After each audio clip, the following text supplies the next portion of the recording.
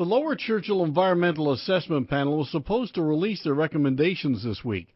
They had to delay it until next month because of the overwhelming amount of information they got during the review process. But some people in Labrador say it doesn't matter what the panel comes out with. The development is already a done deal.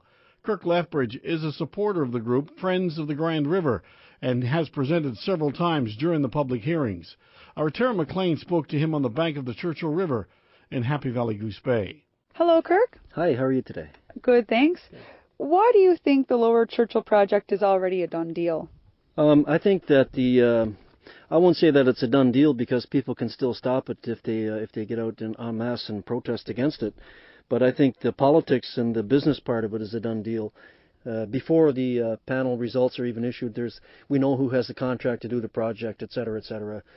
So the province gives out these contracts to certain companies to do certain jobs on the Lower Churchill project. Meanwhile, the province also sets up an environmental assessment panel about the Lower Churchill project. So to me, it raises a question of the credibility of the whole thing from day one. It's like, how credible can you call a project when you have the province that wants to dam the river, giving out contracts, setting up environmental assessment panels, and negotiating land claims agreements with the Innu Nation? I think government would question the credibility if a panel was put in place by me, and if I chose Elizabeth Panashway to be on the panel. I think the government and some of the business community would certainly say, that's a very biased panel, shall we say. And I think I can look at it the same way, that the government chose the panel, the government wants the deal.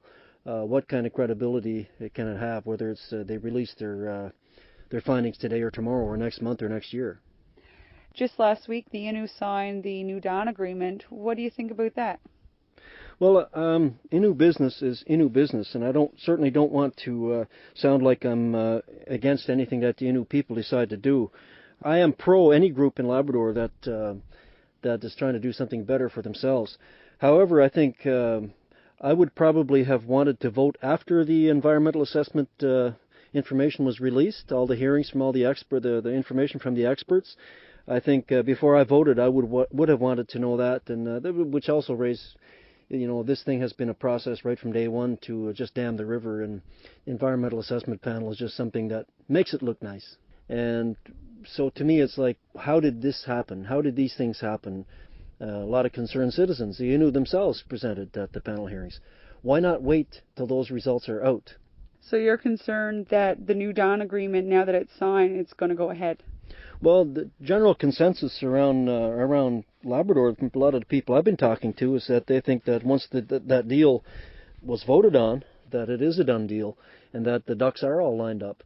But I guess there is one thing that can still stop this project, and maybe two things. One is the federal money, loan guarantees. Another thing is that people en masse can go to Muskrat Falls and stop the project themselves.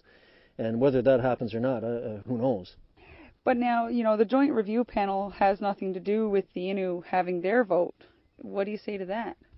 Well, I understand that part of it, but I'm not looking at each individual group and what they've done. I think as I look at it as an overall process, from day one, about who called the shots here, who set up the panel, who's setting up the hearings, who's setting up the results of the hearings, and when will they be released. The people of Labrador didn't have any say in who should be on that panel.